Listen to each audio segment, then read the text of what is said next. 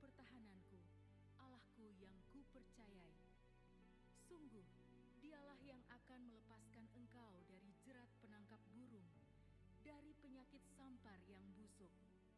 Dengan kepaknya Ia akan menudungi engkau, di bawah sayapnya engkau akan berlindung. Kesetiaannya ialah perisai dan pagar tembok. Engkau tak usah takut terhadap kedahsyatan malam, terhadap panah yang terbang di waktu siang, terhadap penyakit sampar yang berjalan di dalam gelap, terhadap penyakit menular yang mengamuk di waktu petang. Walau 1000 orang rebah di sisimu dan 10.000 di sebelah kananmu, tetapi itu tidak akan menimpamu. Engkau hanya menontonnya dengan matamu sendiri dan melihat pembalasan terhadap orang-orang fasik. Sebab Tuhan ialah tempat perlindunganmu, yang maha tinggi telah kau buat tempat perteduhanmu. Malapetaka tidak akan menimpa kamu, dan tulah tidak akan mendekat kepada kemahmu. Sebab malaikat-malaikatnya akan diperintahkannya kepadamu untuk menjaga engkau di segala jalanmu. Mereka akan menatang engkau di atas tangannya, supaya kakimu jangan terantuk kepada batu. Singa dan ular tedung akan kau langkahi. Engkau akan menginjak anak singa dan ular naga. Sungguh hatinya melekat kepadaku. Aku akan membentenginya, sebab ia mengenal namaku. Bila ia berseru kepadaku, aku akan menjawab. Aku akan menyertai dia dalam kesesakan. Aku akan meluputkannya dan memuliakannya. Dengan panjang umur akan mengenyangkan dan akan keselamatan daripadaku.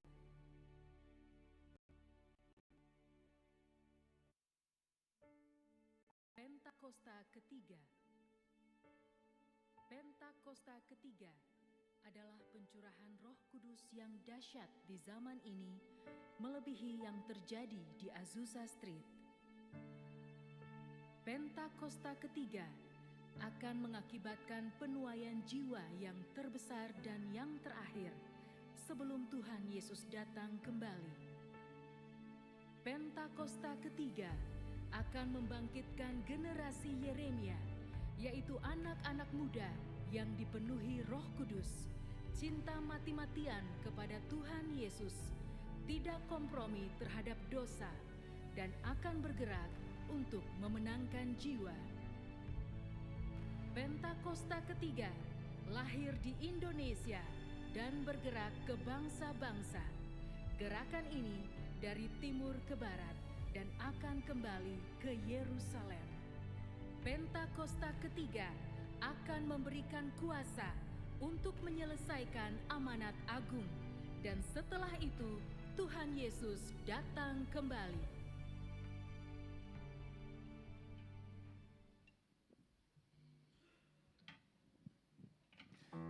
Selamat hari Minggu Bapak Ibu, saudaraku semuanya, shalom. Wow, jam-jam segini saya percaya kita semua masih semangat memuji Tuhan. Katakan amin Bapak Ibu. Boleh dong kasih tos paling kenceng kanan kiri kita, katakan ayo semangat memuji Tuhan. Wow, sambil bangkit berdiri sama-sama Bapak Ibu, kasih tepuk tangan yang paling terbaik bagi Allah kita. Serukan haleluya.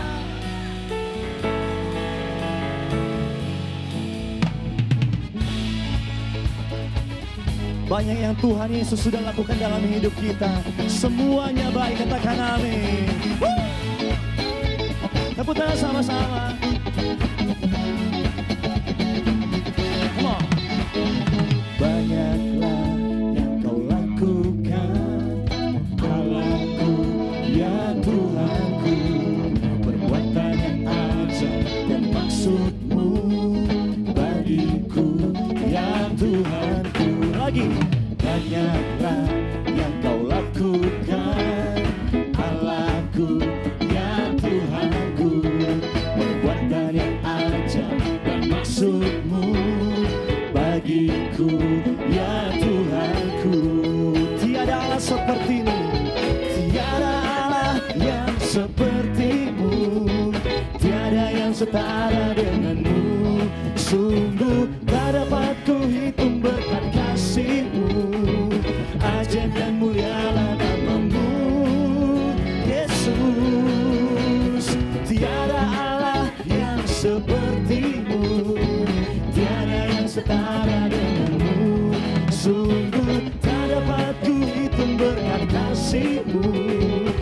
ajaib dan mulialah nama-Mu, Yesus. Hey! Mari goyang sama-sama.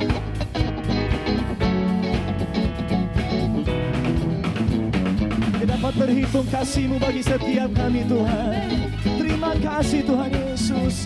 Lagi sama-sama katakan, banyaklah yang Kau lakukan, Allahku ya Tuhanku. Perbuatan yang ajaib dan maksud-Mu bagiku. Sekali lagi dong, sekali lagi sama-sama yuk. Banyaklah yang Kau lakukan, Allahku ya Tuhanku. Perbuatan yang ajaib dan maksud-Mu bagiku ya Tuhan. Lompat sama-sama katakan, tiada Allah yang seperti-Mu, tiada yang setara dengan-Mu. Sungguh tak dapat ku hitung berkat kasih-Mu, ajaib dan mulialah nama-Mu, Yesus. Sekali lagi oh, tiada Allah yang seperti-Mu, tiada yang setara dengan-Mu. Sungguh tak dapat hitung berkat kasih-Mu, ajaib dan mulialah nama-Mu, Yesus. Tepuk tangan sama-sama di atas kepala kita. Serukan haleluya, serukan amin. Dia sumber kekuatan kita. Yang percaya katakan amin. Hey.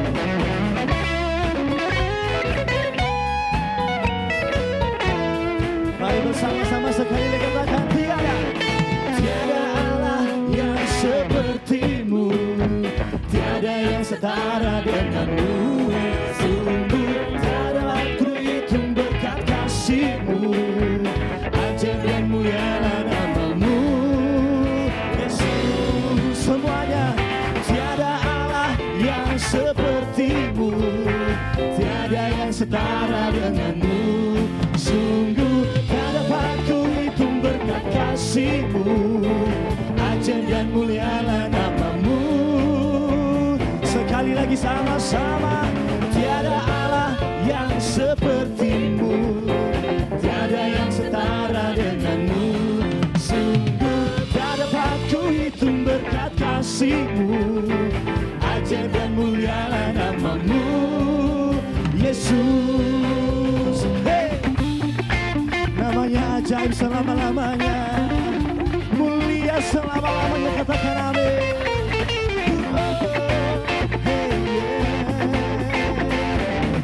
Berikan tepuk tangan sorak-sorai sekali lagi bagi Allah kita, sambil serukan haleluya. Tuhan Allah hadir di tempat ini, yang percaya katakan amin. Tepuk tangan sama-sama, come on. Regency, are you ready sama-sama? Come on.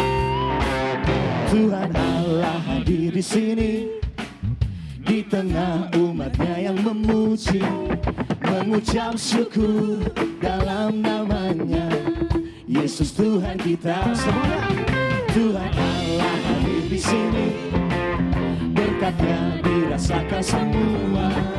Mari masukkan kebesarannya, Allah yang perkasa. Katakan haleluya, pujilah Dia di tempat kudusnya. Haleluya, tinggikan namanya, Allah yang perkasa. Haleluya, pujilah Dia di tempat kudusnya. Haleluya, tinggikan namanya, Allah yang perkasa. Tuhan Allah hadir di sini, come on. Di tengah umatnya yang memuji, mengucap syukur dalam namanya, Yesus Tuhan kita. Tuhan Allah hadir di sini, berkatnya dirasakan regensi. Mari masukkan kebesarannya, mari lompat sama-sama katakan haleluya, pujilah Dia di tempat kudusnya. Haleluya, tinggikan namanya, Allah yang berkuasa. Haleluya, pujilah Dia di tempat kudusnya.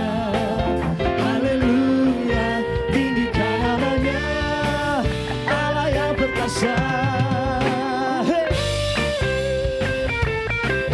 Sungguh Kau Tuhan Allah yang perkasa. Haleluya.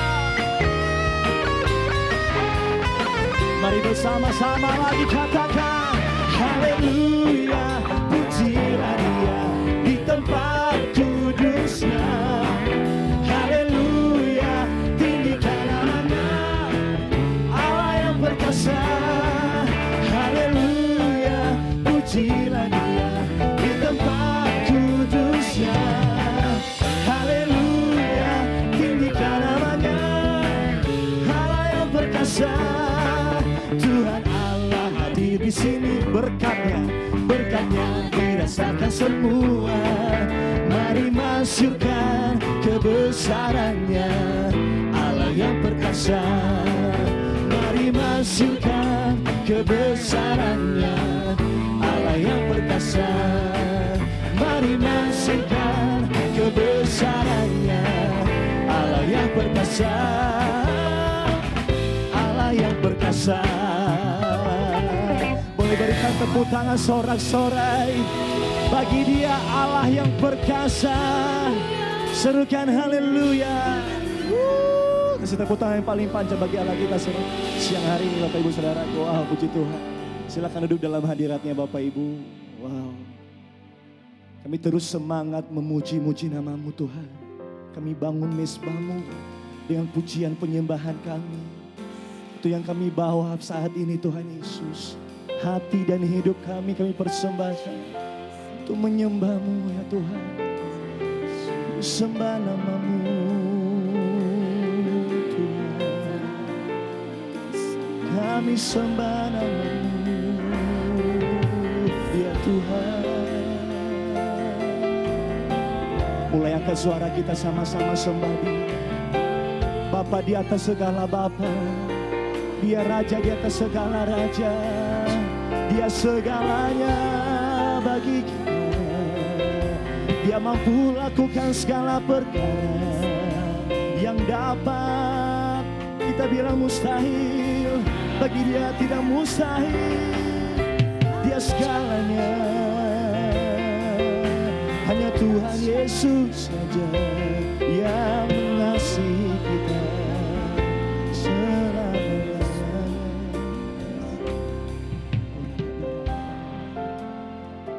Terima kasih Tuhan Yesus, karena Engkau mengasihi kami dengan ketulusan. Ini pujian kami Tuhan.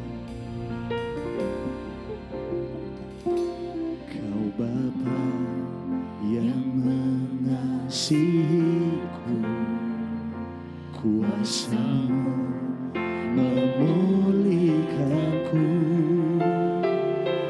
Hati yang baru Kau berikan untukku dapat melihat rencana-Mu indah bagiku.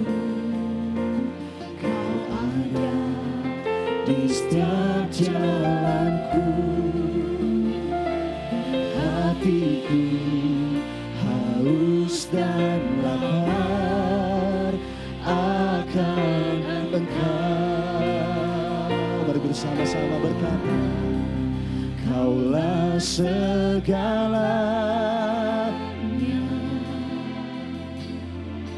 di dalam hidupku. Kerajaan-Mu, kebenaran-Mu, itu bagianku.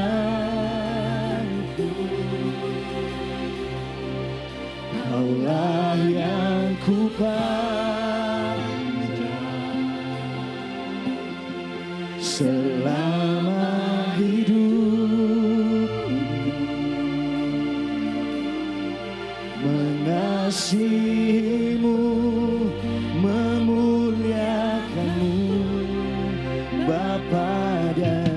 Rajaku.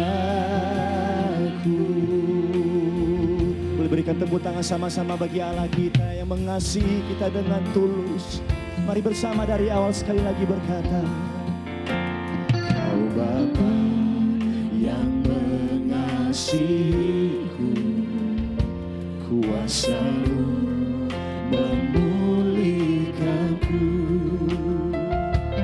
hati yang baru Kau berikan untukku dapat melihat rencana-Mu indah bagiku. Kau ada di setiap jalanku, hatiku haus dan lapar. Mari yang haus dan lapar akan kasih-Nya, kedua tangan kita berkata, Kaulah segalanya. Amin. Di dalam hidup kerajaan-Mu, kebenaran-Mu itu bagianku. Kami pandang Engkau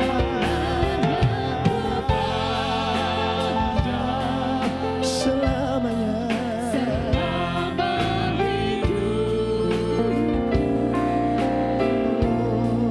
Mengasihi-Mu, memuliakan-Mu, Bapa dan Raja. Mari sambil kedua tangan kita bersama sekali lagi. Kaulah segalanya di dalam hidupku,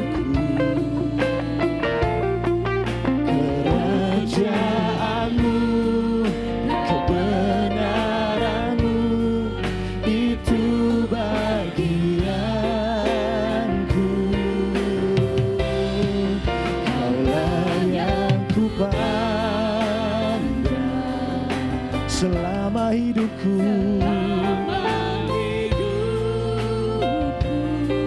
Ya Tuhan, mengasihi-Mu, memuliakan-Mu, Bapa dan Rajaku. Kaulah segalanya di dalam hidupku,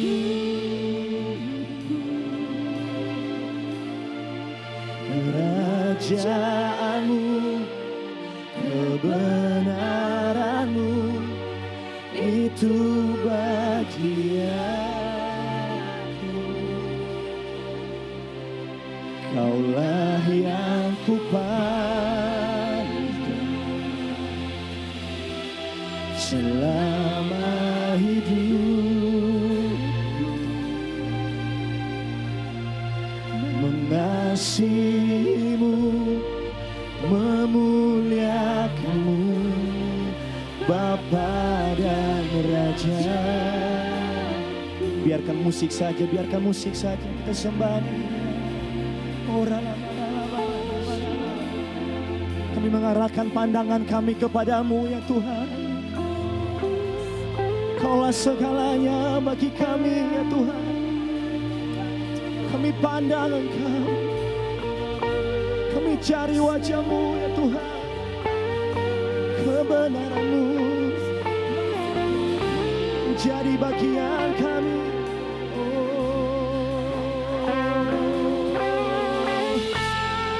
Kau boleh angkat kedua tanganmu, silakan Bapak Ibu.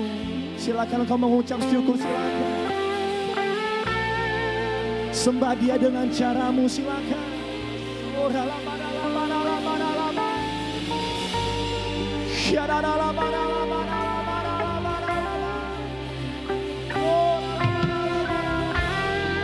Terus biarkan musik saja, biarkan musik saja.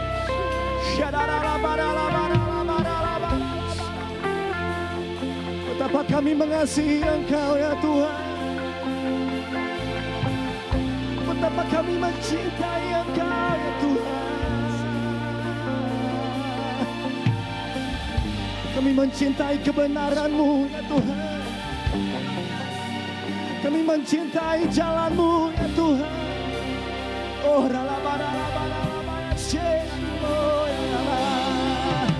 Kau segala-galanya ya Tuhan.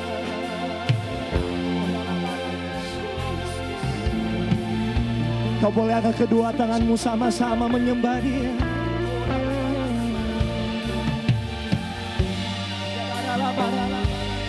Mari saya mengajak kita sekali lagi bersama singers, umat Tuhan.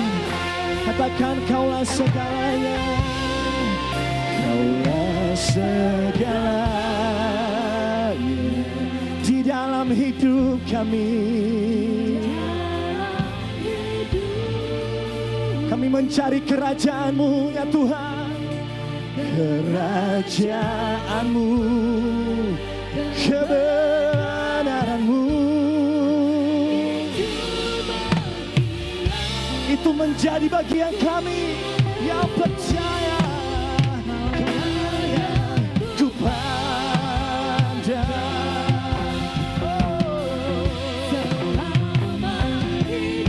Mari sambil bangkit berdiri bersama-sama Bapak Ibu Saudaraku. Mengasihi-Mu, memuliakan-Mu, bersama-sama katakan, oh Kaulah segalanya di dalam hidupku. Kerajaan-Mu, kebenaran-Mu, itu bagianku. Kaulah yang ku pandang selama hidupku. Mengasihi-Mu, memuliakan-Mu, Bapa dan Raja. Mengasihi-Mu, mengasihi-Mu, memuliakan. Mengasihi-Mu, mengasihi-Mu, sekali lagi. Mengasihi-Mu, memuliakan-Mu, Bapa dan Rajaku.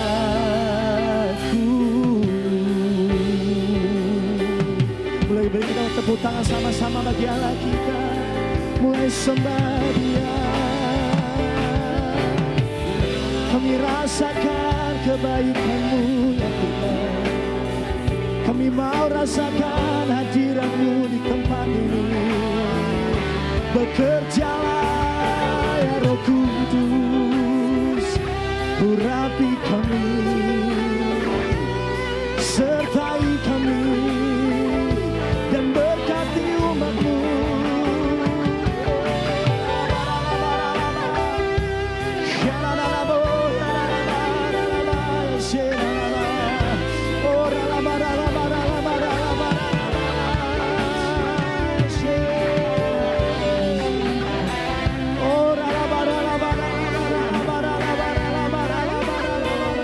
Engkau boleh angkat kedua tanganmu sama-sama menyembah Dia. Angkat kedua tangan kita tinggi-tinggi.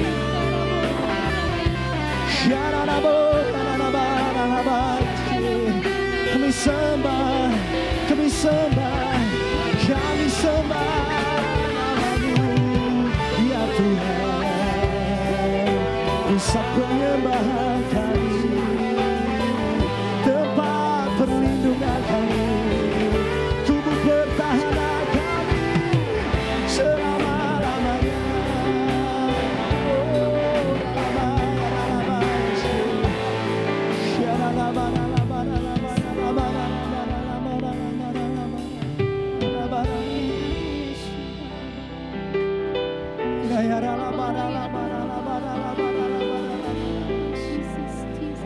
Tidak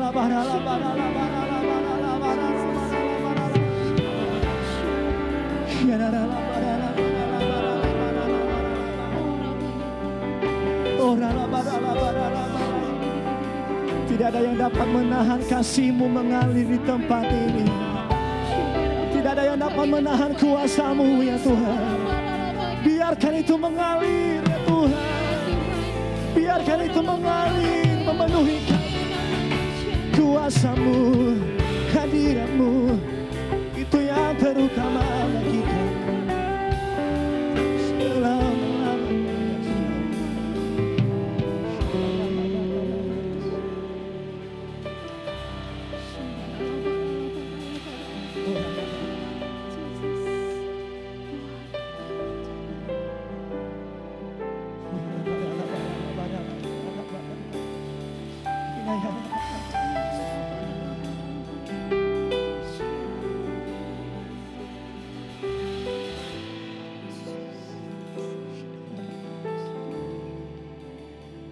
Menyembah-Mu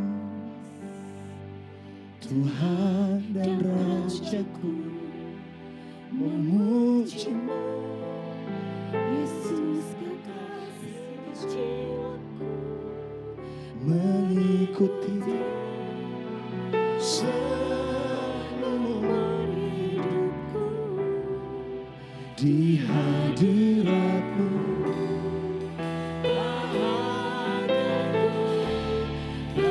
Sekali lagi bersama-sama menyembah-Mu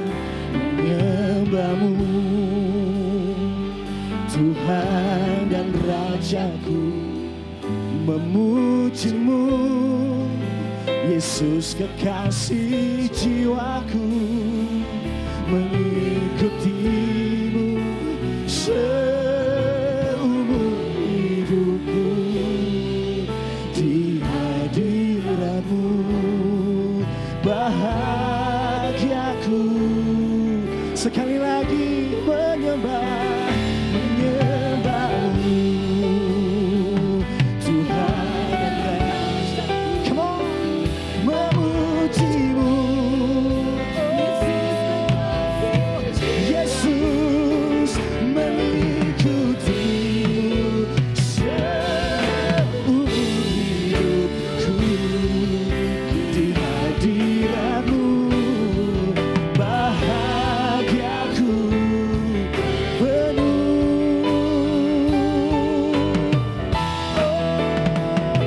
menyembah-Mu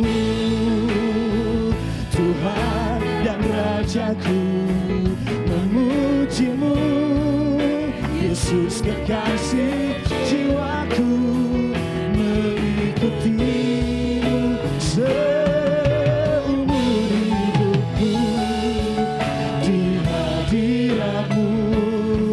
Bahagia, bolehkah sekali lagi katakan menyembah Tuhan dan Rajaku, memuji-Mu Yesus kekasih jiwaku, mengikuti-Mu seumur hidupku di hadirat-Mu. Bahagiaku penuh di hadirat-Mu, di hadirat-Mu. Bahagiaku penuh di hadirat-Mu. Bahagiaku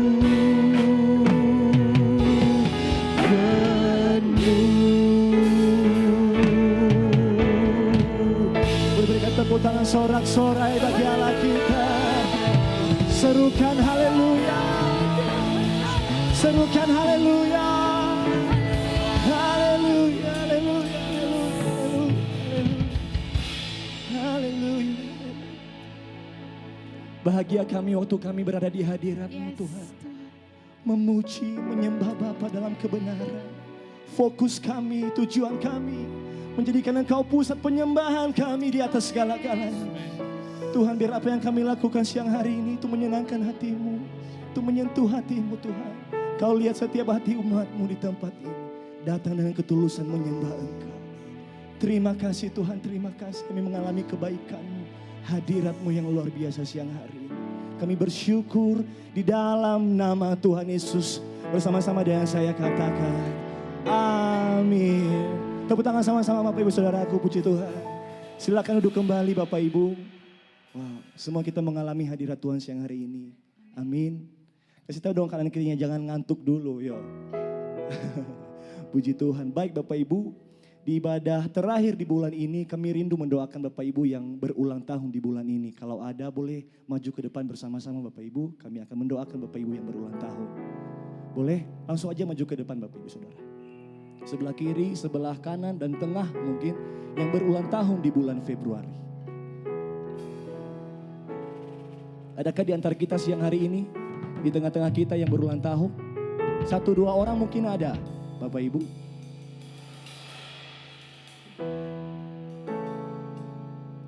Tidak ada Bapak Ibu Saudara? Sepertinya tidak ada ya. Baik, kalau tidak ada, kita akan siapkan hati kita untuk menyambut firman Tuhan siang hari ini. Puji Tuhan. Mari kita sama-sama berdiri Bapak Ibu sekali lagi. Wow. Besar anugerah-Mu, melimpah kasih-Mu, semakin hari semakin bertambah. Besar anugerah-Mu, besar anugerah-Mu, besar anugerah-Mu, berlimpah kasih-Mu, semakin hari semakin bertambah. Besar, mari yang mengalami anugerahnya sekali lagi. Besar anugerah-Mu, melimpah kasih-Mu, semakin hari semakin bertambah. Besar, sekali lagi. Besar anugerah-Mu, besar anugerah-Mu, melimpah kasih-Mu, semakin hari semakin bertambah. Besar, bolehkah sekali lagi kita berkata besar anugerah-Mu, besar anugerah-Mu, berlimpah kasih-Mu, semakin hari semakin bertambah. Besar anugerah-Mu, semakin hari semakin bertambah. Besar anugerah-Mu, katakan lagi, semakin hari semakin bertambah. Besar anugerah-Mu. Berikan sorak-sorai tepuk tangan bagi Allah kita. Serukan haleluya. Haleluya, haleluya. Haleluya Tuhan, terima kasih buat siang hari ini. Kembali kami dipersatukan untuk kami bisa menikmati hadirat-Mu di tengah ibadah yang kami laksanakan hari ini. Terima kasih Tuhan, saatnya Engkau akan hadir sebagai guru yang akan mengajar kami. Kami memberi diri kami untuk kami terus didewasakan. Agar hidup kami tidak hanya sekedar diselamatkan, tapi hidup kami juga terus disempurnakan. Menjadi seperti Yesus Tuhan kami. Sehingga selama kami di dunia, kami bisa menjadi alat-Mu Tuhan. Agar orang-orang lain juga boleh menikmati kasih karunia dan kebaikan Tuhan yang sudah Kau nyatakan dalam hidup kami. Terima kasih Bapa di surga. Berbicaralah, urapilah kami semua di dalam nama Tuhan Yesus kami berdoa. Haleluya. Mari yang percaya bersama katakan amin. Amin. Haleluya. Silakan duduk kembali Bapak Ibu Saudara. Puji Tuhan. Selamat siang Bapak Ibu, Shalom. Salam sejahtera buat kita semua ya. Mari kita mau dengar nasihat Tuhan, didikan Tuhan yang akan membawa kita terus bertumbuh dewasa, memiliki iman yang berbuah, yang bisa menjadi berkat bagi banyak orang. Nah, saudara pernah lihat iklan ya, saya tidak pakai PowerPoint ya, teman-teman di media. Ini manual aja yang ibadah ketiga ini. Salah satu strategi marketing periklanan begitu ya. Ketika mereka menawarkan sebuah produk, itu biasanya salah satu caranya adalah memberikan gambar atau foto sebelum produk itu digunakan, dan kemudian ada gambar lain setelah produk itu dipakai. Jadi before and after. Pernah nggak lihat iklan-iklan produk seperti itu? Ya, contoh misalnya obat obat pelangsing misalnya ya. Nah ada orang yang difoto sebelum menggunakan obat pelangsing, pasti ya perutnya buncit gitu ya, badannya oversize begitu. Lalu ada foto lain di sebelahnya setelah dia mengkonsumsi obat pelangsing itu. Ya, gambarnya tentu dia lebih proporsional ya keadaan tubuhnya. Before and after. Biasanya tuh produk untuk kecantikan, kesehatan ya, atau mungkin produk-produk penampilan begitu. Itu salah satu strategi. Kenapa digunakan cara seperti itu? Karena orang butuh diyakinkan. Ya, orang butuh diyakinkan bahwa produk ini sebelum digunakan bagaimana dan setelah digunakan hasilnya apa. Ya, jadi itu salah satu strategi marketing yang memancing minat beli dari para konsumen dengan dibuktikan perubahan yang terjadi ketika mereka membeli produk itu. Nah, bayangkan kekristenan, ya, kekristenan adalah sesuatu yang kita ingin tawarkan kepada dunia. Betul nggak?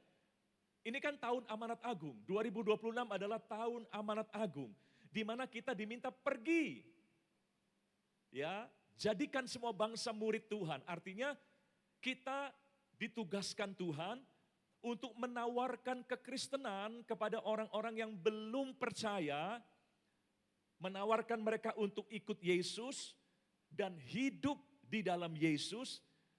Nah, kalau kita mengacu pada strategi marketing itu, maka kita harus bisa memberi bukti. Ikut Yesus itu perubahannya apa?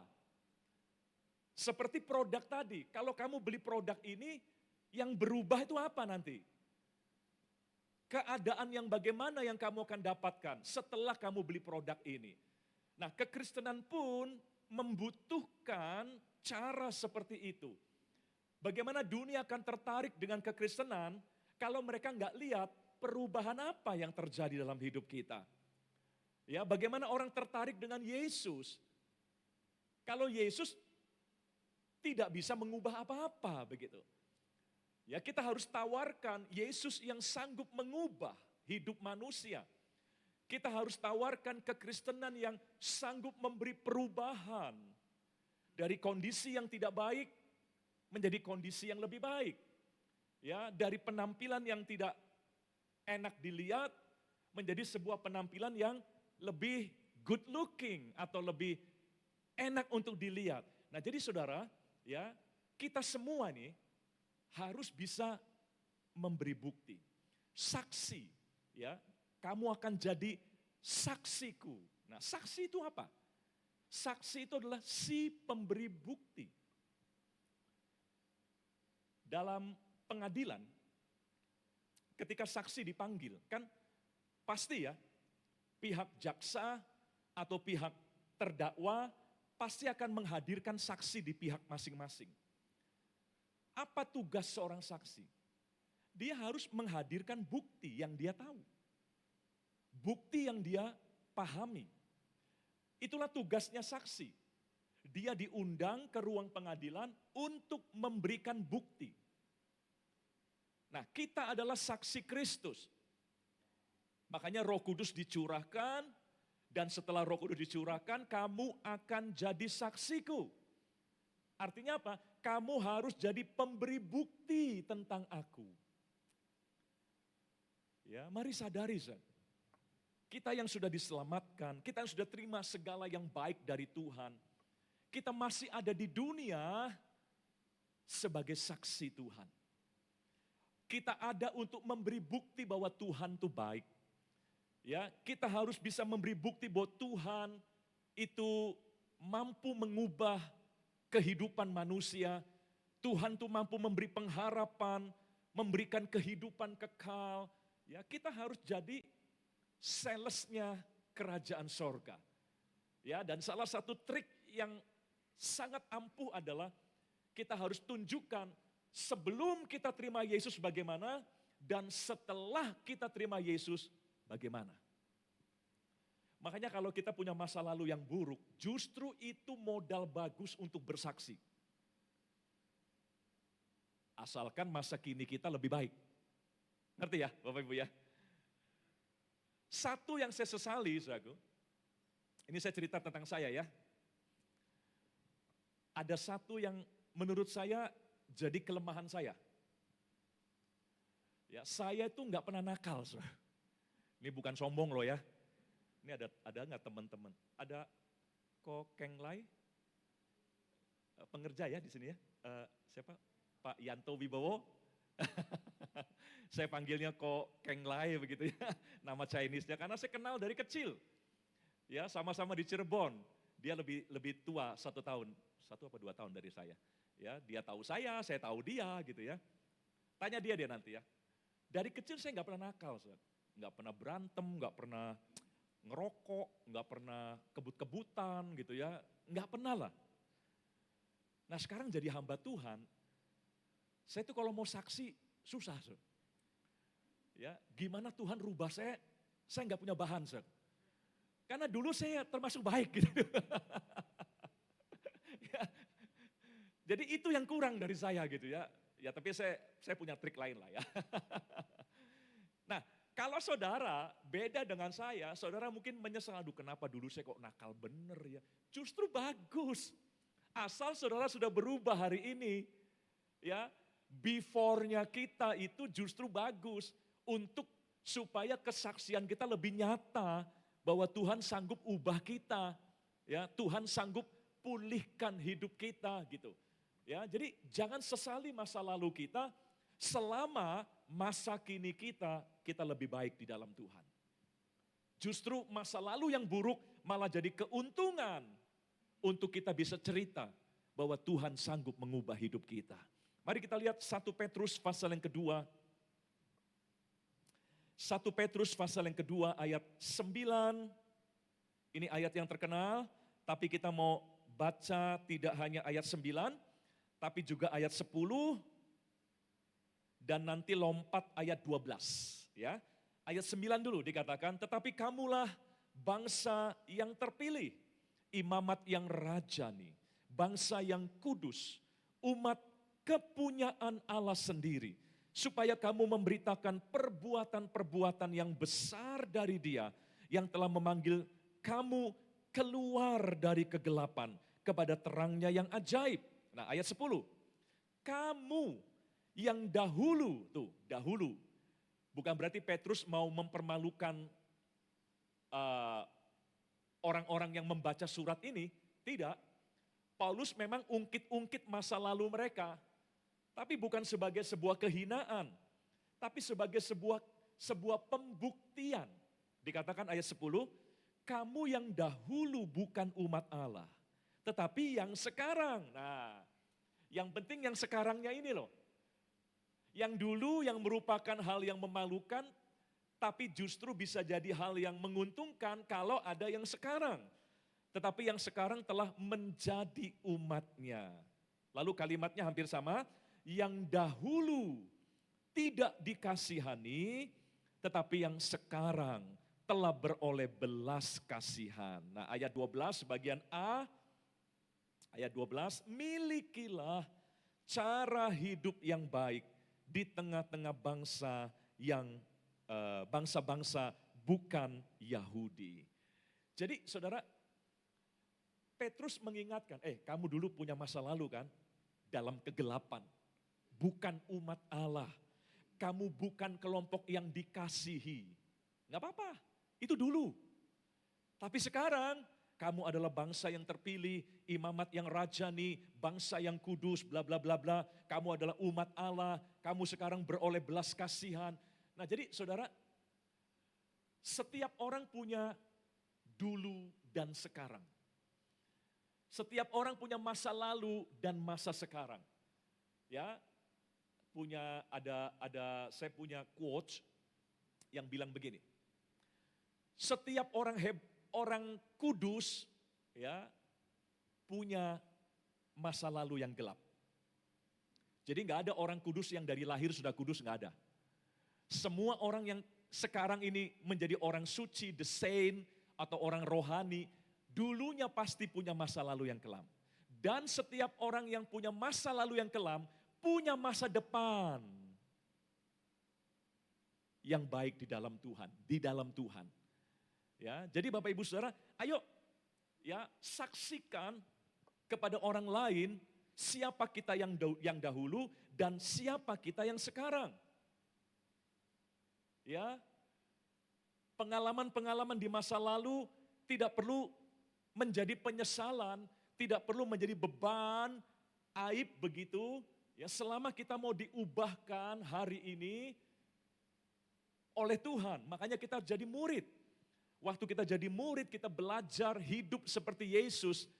Waktu kita semakin serupa seperti Yesus, maka yang dulu merupakan kehinaan bisa menjadi sebuah cerita yang membanggakan bagaimana Tuhan sudah mengubah hidup kita. Pendiri Honda namanya Shuichiro Honda, ya, dia tulis satu kata-kata bijak ya di kantor pusatnya di Jepang sana. Katanya begitu, saya nggak pernah lihat, tapi ceritanya begitu. Dia tulis kalimat bijak dia supaya semua karyawan tiap masuk kerja itu lihat kalimat itu begitu ya. Semua stafnya juga hafal kalimat itu. Kalimatnya bilangnya begini, jangan cuma ingin Honda yang besar sekarang, tapi inginkanlah juga Honda yang dulu terseok-seok, berjuang ya dari kegagalan kepada kegagalan. Artinya begini, jangan cuma lihat Honda yang sudah besar. Karena Honda yang sudah besar enggak lepas dari Honda yang dulu jatuh bangun. Meskipun waktu jatuh bangun tuh enggak enak.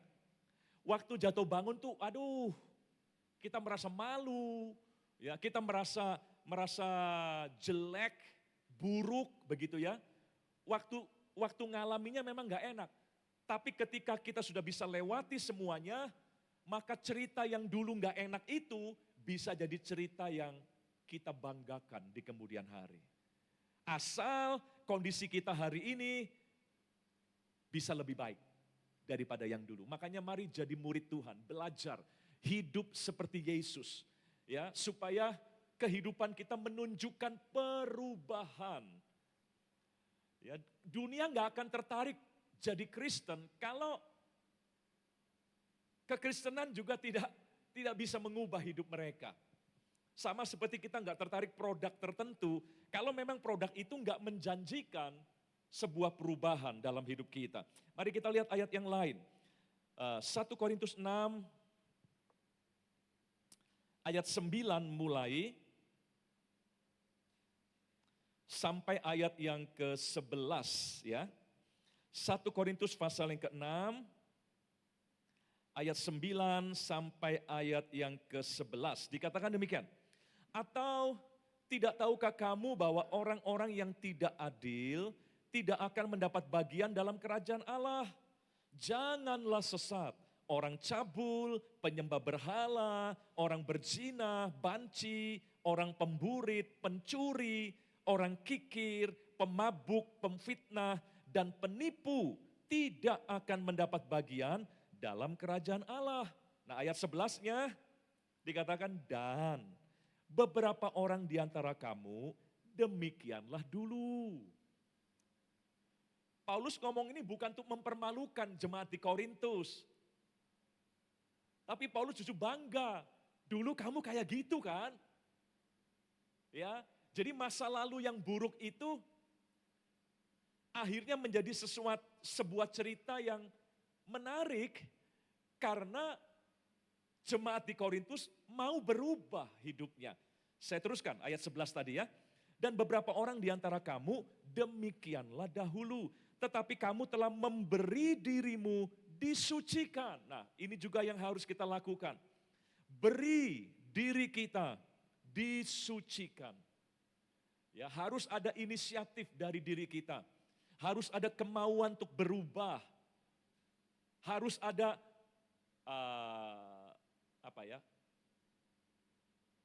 pemaksaan kalau saya pakai istilah. Intentional sanctification. Karena kita nggak bisa bersih dengan sendirinya. Kalau kita nggak mau mandi, kita nggak akan bersih. Itu aja. Ya, semua yang baik itu perlu diusahakan. Termasuk hidup yang baik, karakter yang baik, sikap perilaku yang baik. Di dunia ini berlaku hukum yang aneh.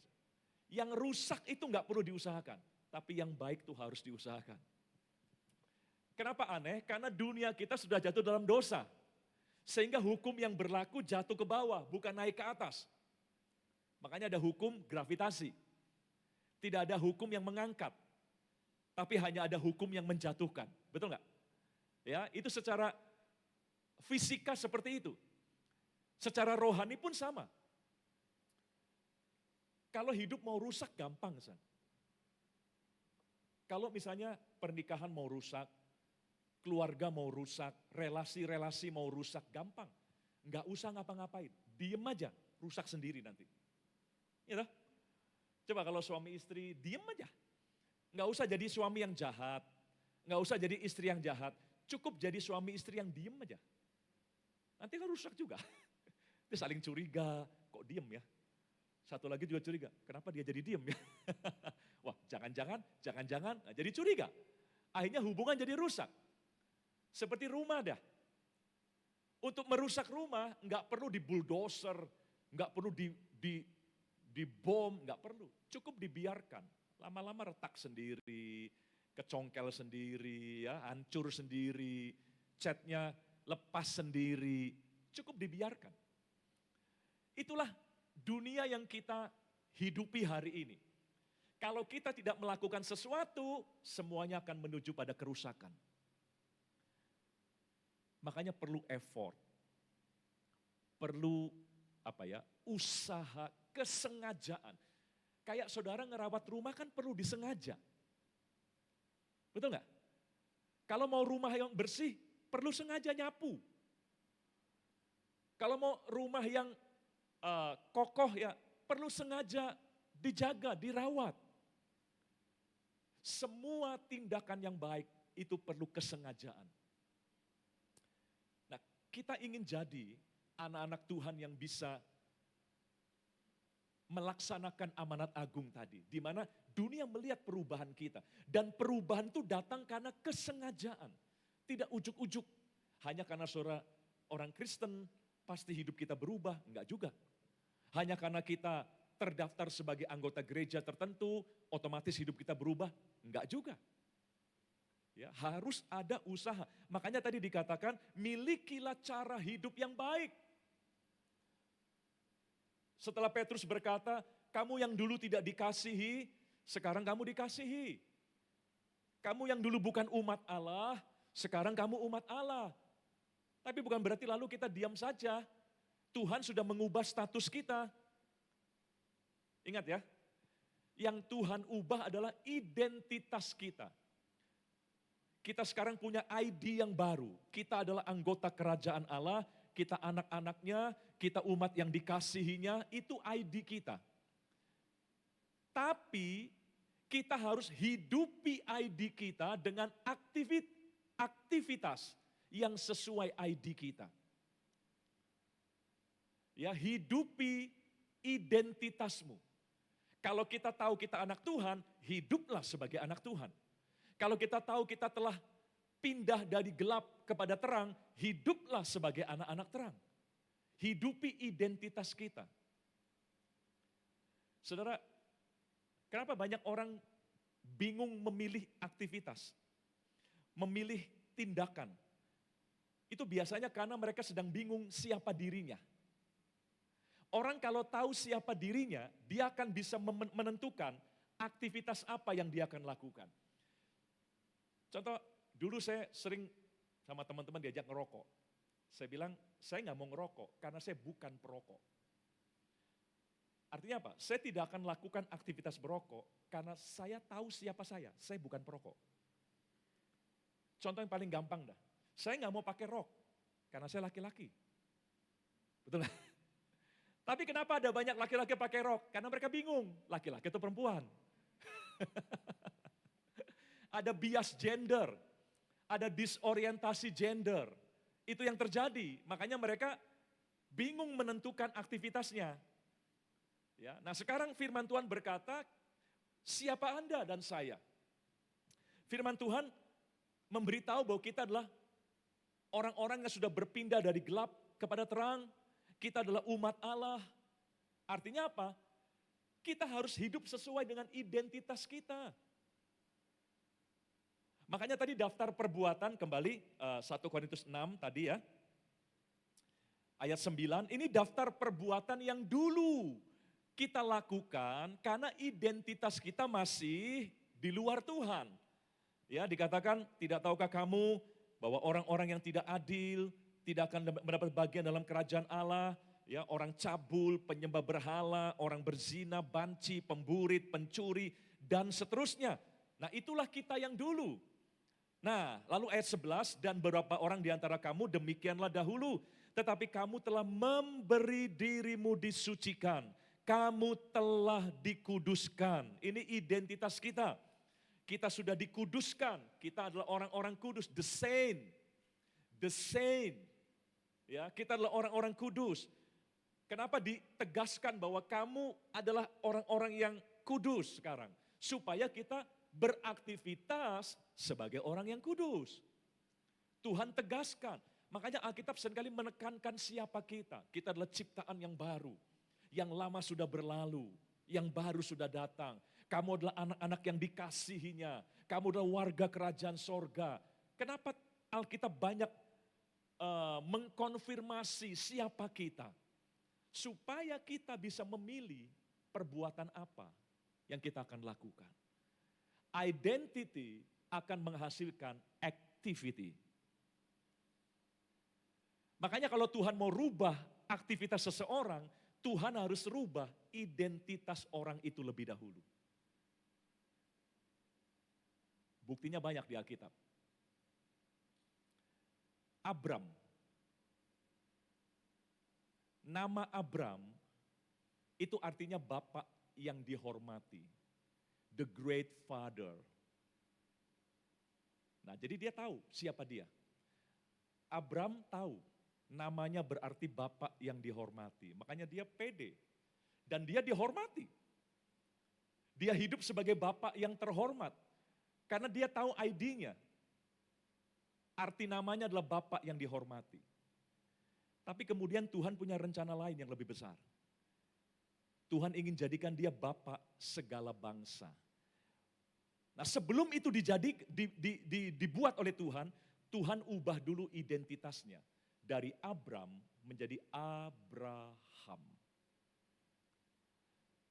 Kenapa harus dirubah dulu? Supaya Abraham sekarang tahu siapa dirinya. Saya bapak dari banyak bangsa. Saya bapak dari banyak bangsa. Makanya dia yakin dia akan punya keturunan. Karena dia tahu siapa dirinya. Ya, jadi perbuatannya dia bisa punya perbuatan-perbuatan iman karena dia tahu siapa dirinya. Tuhan sudah ubah identitasnya. Simon di Alkitab Perjanjian Baru. Simon artinya from extreme to extreme. Itu Simon, seperti buluh. Ya, buluh yang sebentar di kiri, sebentar di kanan, tergantung angin. Itu arti Simon. Makanya dia bertumbuh sebagai orang yang ekstrim to ekstrim. Lagi semangat benar. Lagi putus asa benar. Ya, itu Simon. Sebentar dia rohani, sebentar dia duniawi. Itu Simon. Sebentar percaya, sebentar tenggelam. Apakah salah? Ya enggak salah karena dia taunya identitasnya seperti itu. From extreme to extreme. Nah, makanya Tuhan mau pakai dia, Tuhan rubah namanya. Petra atau Petros. Artinya apa? Steady, batu karang. Ya, dengan dirubah itu dia jadi sadar, oh, saya sekarang nggak boleh extreme to extreme. Saya batu karang. Saya teguh. Makanya akhirnya dia bisa jadi martir. Ya, yang dulunya penakut bisa berubah jadi martir. Kenapa? Karena namanya berubah. Itulah cara kerja Tuhan. Kalau Tuhan mau ubah hidup seseorang, dia akan ubah identitasnya lebih dahulu. Makanya hari-hari ini, saudaraku ya, kita harus sadari siapa kita. Supaya kita bisa menentukan mana yang bisa atau boleh kita lakukan dan mana yang tidak boleh kita lakukan. Ada cerita, saya mau tutup dengan cerita ini lalu satu ayat lagi ya. Di Prancis, sekarang negara ini republik, ada presidennya, Macron. Dulu Prancis pernah bentuknya kerajaan, monarki. Raja terakhirnya adalah Louis ke-16. Itu digulingkan oleh kaum demokrasi, ya, ada revolusi Prancis begitu, ya, dan seluruh keluarga kerajaan dibunuh, termasuk Louis ke-16 dipenggal pakai guillotine gitu, dipenggal kepalanya. Nah, raja ini punya satu anak yang masih remaja lah ya, masih remaja. Namanya Louis Charles. Nah, kaum demokrat yang menggulingkan monarki Prancis itu nggak tega membunuh Louis Charles yang masih remaja. Tapi mereka juga nggak mau nanti Louis Charles akan menghimpun pasukan untuk kembali membuat Prancis jadi monarki lagi karena dia anak raja begitu. Gimana caranya? Dibunuh nggak tega, tapi kalau dibiarkan nanti dia jadi punya kekuatan baru untuk balik ke monarki. Lalu mereka berunding, caranya begini, kita asingkan saja anak kecil ini. Dibuang, diasingkan ya ke sebuah daerah yang bejat begitu ya. Jadi Gothamnya Prancis gitu ya. Di mana banyak pembunuh di situ ya, berkeliaran, kriminal, pencopet. Wah, nggak ada hukum aja. Itu daerah nggak ada hukum. Louis Charles dibuang ke sana dengan maksud supaya dia bertumbuh ikut jadi jahat sesuai dengan lingkungan tempat di mana dia dibuang. Supaya kalau dia mau balik membangun kekuatan politik, ya, maka dia sudah punya nama jelek sebagai kriminal, ya, sebagai pemabuk mungkin. Tujuannya seperti itu. Tapi ternyata yang terjadi, 6 tahun, 6 apa 8 saya lupa, 6 apa 8 tahun dia dibuang ke situ. Dia semakin dewasa, ternyata dia nggak ikut-ikutan jadi pembunuh, pemabuk, perampok, enggak. Dia tetap hidup tanpa catatan kriminal sama sekali. Padahal dia tinggal bertahun-tahun di lingkungan yang kriminalitasnya bebas dan kebal hukum. Tapi dia didapati tidak punya catatan kriminal. Lalu para lawan politiknya nanya, kenapa kamu nggak ikut mabuk? Boleh di sini. Kenapa kamu nggak bunuh orang yang kamu sebelin? Boleh kok. Louis Charles bilang begini,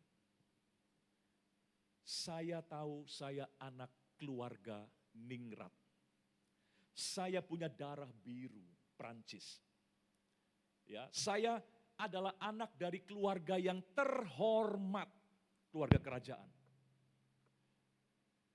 Dan perbuatan-perbuatan yang saya lihat di kota ini, itu bukan perbuatan keluarga kami. Saya nggak lanjutkan cerita selanjutnya ya. Memang dia hanya jadi kaisar boneka.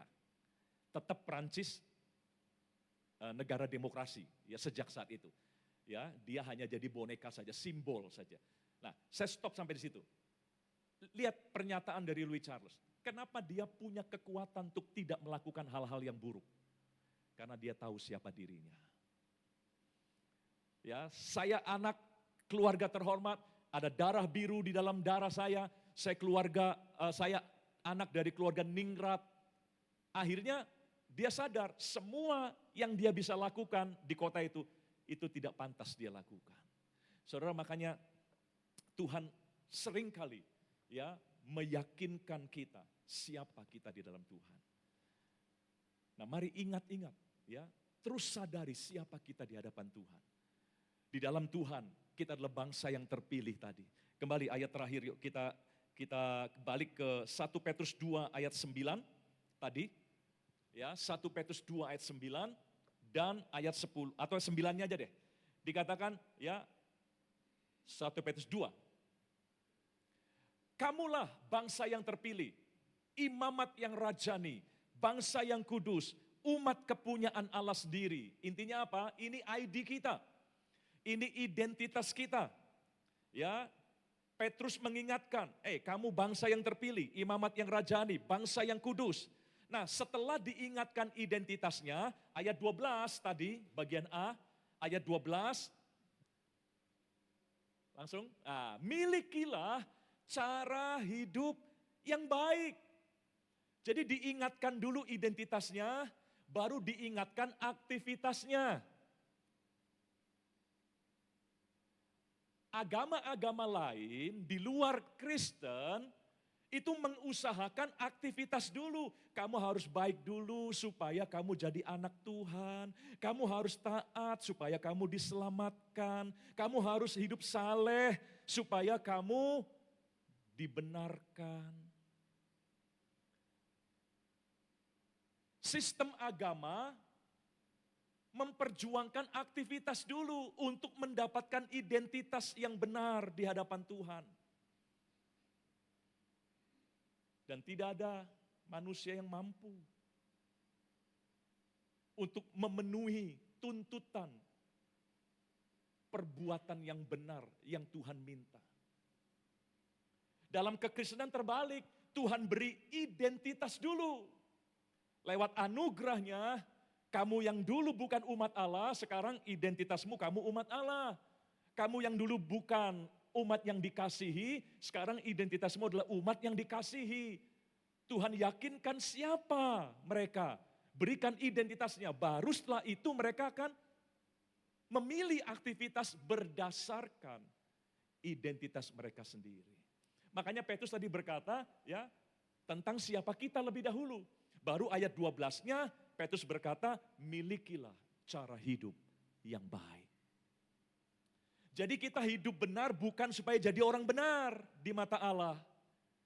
Kita hidup benar karena kita sudah dibenarkan di mata Tuhan. Ya, kita hidup taat bukan supaya diselamatkan oleh Tuhan. Kita hidup taat karena Tuhan sudah menyelamatkan kita. Inilah bedanya.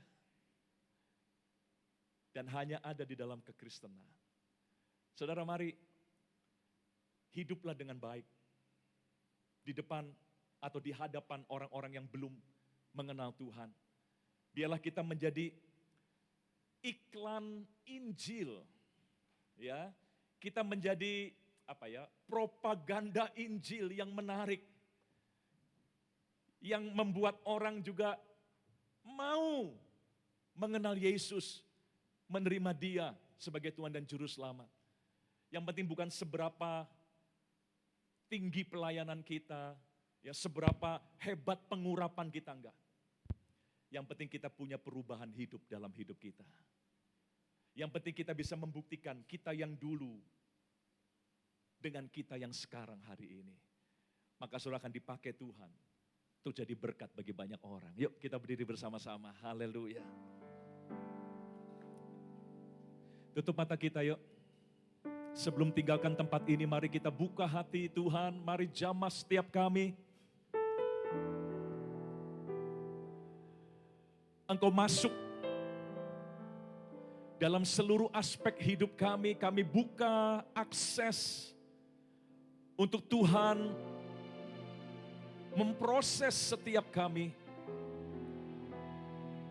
menjadi orang-orang yang baru, manusia baru, menjadi ciptaan yang baru, yang membuat dunia akhirnya bisa mengagumi karya-Mu dalam hidup kami, yang membuat orang-orang di sekitar kami bisa mengagumi kasih dan keajaiban Tuhan dalam hidup kami.